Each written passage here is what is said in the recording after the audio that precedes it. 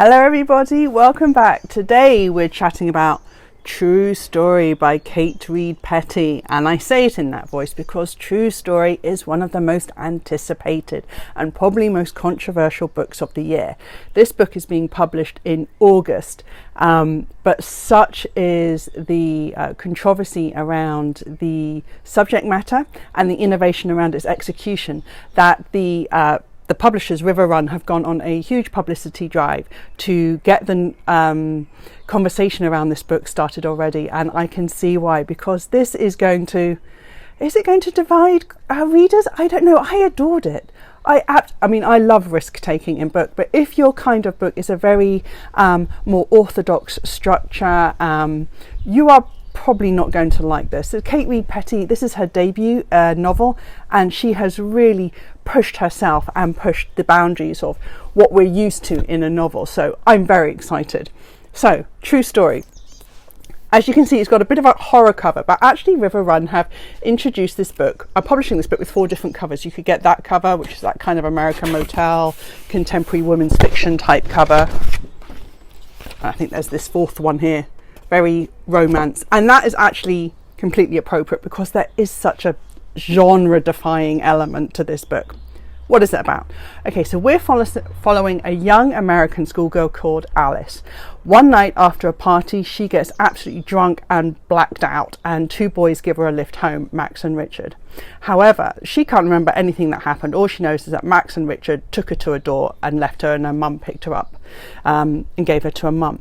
However, the next day, Max and Richard, who are very confident members of the school lacrosse team, very influential, very cool kind of sect group, the male lacrosse team, Max and Richard start spreading the word that they basically raped Alice while she was asleep. They got their end away. They were really cool lads. They had a bit of fun with a girl that was blacked out, but it was Alice's fault because she was completely blotto, and she was probably up for it anyway because she was a real party girl that night.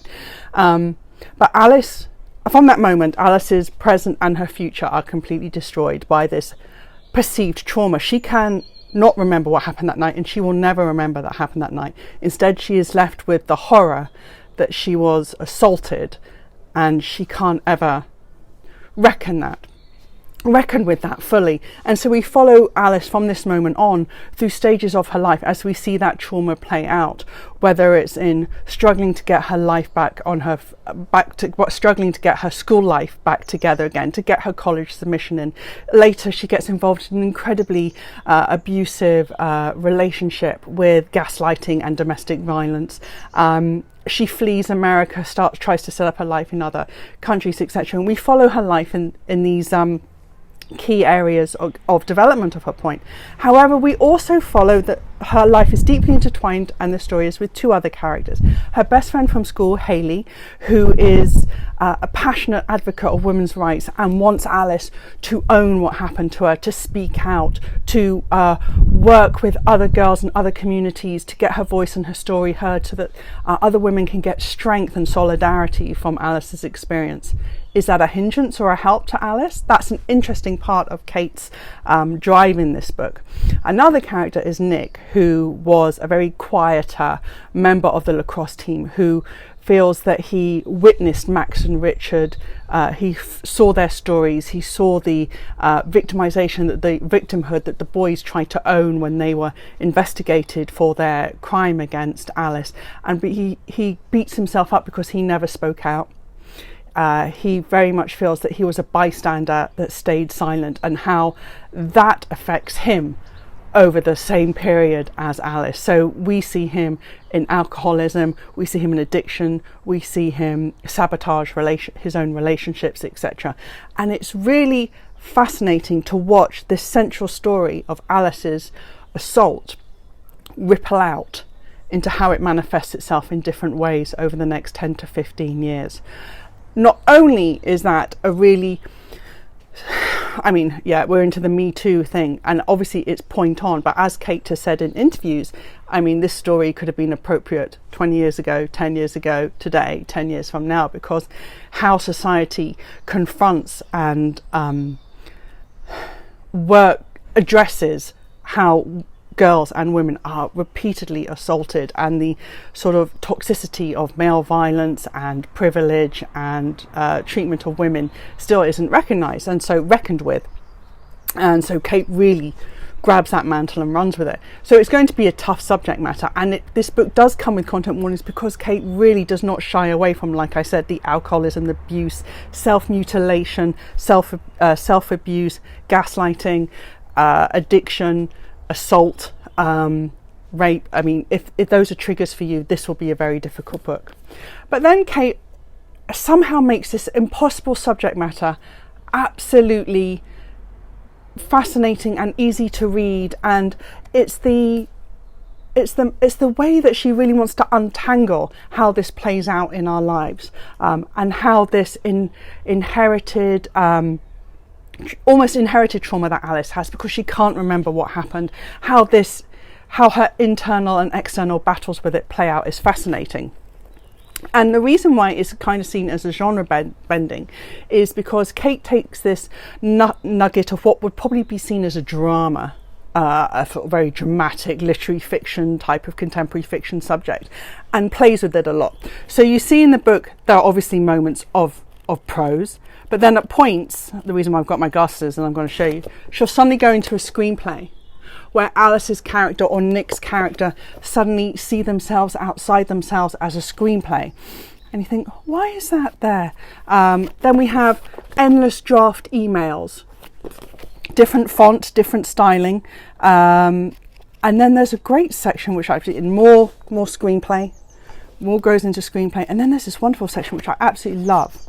One of my favourite sections of the book, when we go into Alice's college submissions, and instead we see lots of drafts that she does with her supervisor. We're seeing her supervisor's notes, and that's probably my favourite bit, because it's done a couple of years after or maybe a year or so after Alice's assault, and we see Alice's drafts trying to portray her assault and the way she's come back at it as some kind of thing to be stronger, and she wants to openly discuss it on her college submission essay, and her supervisor keeps chipping away at that. Take that out, that sort of shame of you were assaulted, but it's your shame, hide it, take it out, edit away, shape it. So you edit and censor how you feel, your honesty about how you feel yourself. It's absolutely fascinating. It's a big book. I flew through this in 2 sittings. It is absolutely fascinating. It has, though, I can already see it has upset some readers on Goodreads. It has a controversial ending, and I won't go into spoilers because that's not really appropriate. But what I really found fascinating is the title. When you get to the end of the finale and you sort of find some kind of questionable reconciliation, I don't want to say closure, but some kind of explanation or reckoning with the past for Alice, and you just think, true story. That there's something that Kate's playing with this title for us is, what is truth if you can never remember? If you can never remember what people keep telling you happened to you, what is truth to you? You have to take it from someone else, don't you? And do other people always tell you the truth? I mean, what is it when we speak? We're not telling a truth, we're always telling a version of the truth, or some kind of shaping or editing. And when you don't have that experience of your story, what is truth? And I just find that fascinating. I thought this book was so clever. I'm really glad River Run has given it all the push and all the attention it deserves, because it does deserve to be read by a lot of people. There have obviously been a number of books now around assault and women's experience of it, and women's experience of sexuality and all that. I mean, particularly when you look at last year's 3 Women by Lisa Taddeo, and My Dark Vanessa earlier this year, and of course many others, but those were the 2 really big high profile pieces of work around this. I do believe True Story belongs in there.